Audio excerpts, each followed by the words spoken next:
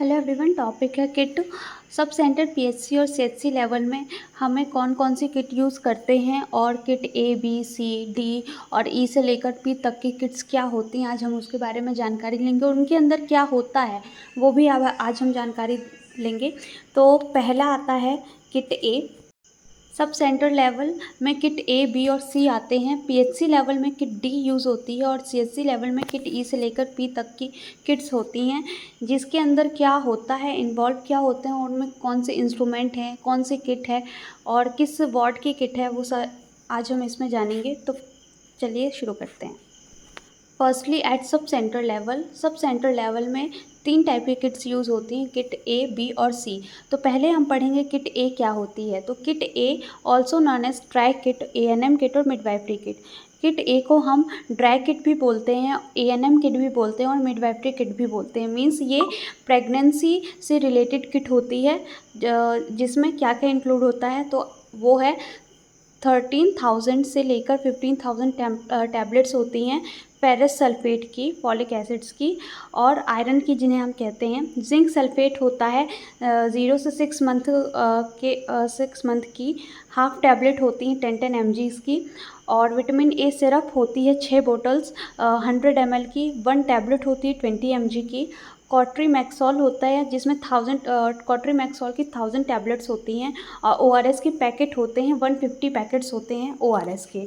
Next है kit b. Sub centre level में kit a b और सी होती है। तो हमने अभी पढ़ा किट ए, अब हम पढ़ेंगे किट बी। किट बी को भी also known as essential drug kit बोला जाता है। मीन्स हम इसे किट बी को दूसरे नाम से ड्रग किट के नाम से भी जानते हैं। इसमें पीसीएम टैबलेट्स होती हैं फॉर फीवर, मीन्स पैरासीटामोल की टैबलेट्स होती हैं बुखार के लिए। और डाइक्लोमाइन हाइड्रोक्लोराइड होता है फॉर एब्डोमेन पेन, मीन्स पेट दर्द के लिए डाइक्लोमाइन हाइड्रोक्लोराइड दर्द की दवा होती है। मिथाइल एर्गोमेट्रिन होता है। आई ऑइंटमेंट्स होते हैं, आयोडीन ऑइंटमेंट होते हैं, रोल बैंडेज्ड होती हैं और कॉटन रोल्स पाए जाते हैं किट बी में। अब नेक्स्ट बात करेंगे किट सी की। तो किट सी को हम इंस्ट्रूमेंट किट के नाम से भी जानते हैं। इसके अंदर सारे इंस्ट्रूमेंट्स आते हैं। नेक्स्ट है पीएचसी लेवल किट।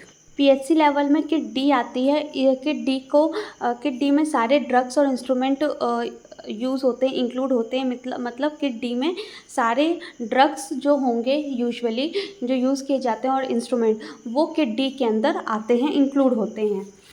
नेक्स्ट आता है एट सीएचसी लेवल। अब हमने सब सेंटर लेवल पढ़ा, पीएचसी लेवल पढ़ा, अब हम पढ़ेंगे सीएचसी लेवल में कौन कौन सी किट होती हैं। तो एट सीएचसी लेवल किट ई से लेकर किट पी तक की किट होती हैं, जिसमें ये सारी किट्स के नाम क्या होते हैं, उसमें क्या क्या इंक्लूड होता है वो बताया गया है। तो पहले आती है किट ई। सीएचसी लेवल में सबसे शुरू किट होती है किट ई से। तो किट ई को हम लेप्रोटॉमी किट के नाम से भी जानते हैं। और किट एफ, इसको हम मिनी लेप्रोटॉमी किट के नाम से जानते हैं। मीन्स किट ई में लेप्रोटॉमी से रिलेटेड सारे इंस्ट्रूमेंट ड्रग्स पाए जाएंगे।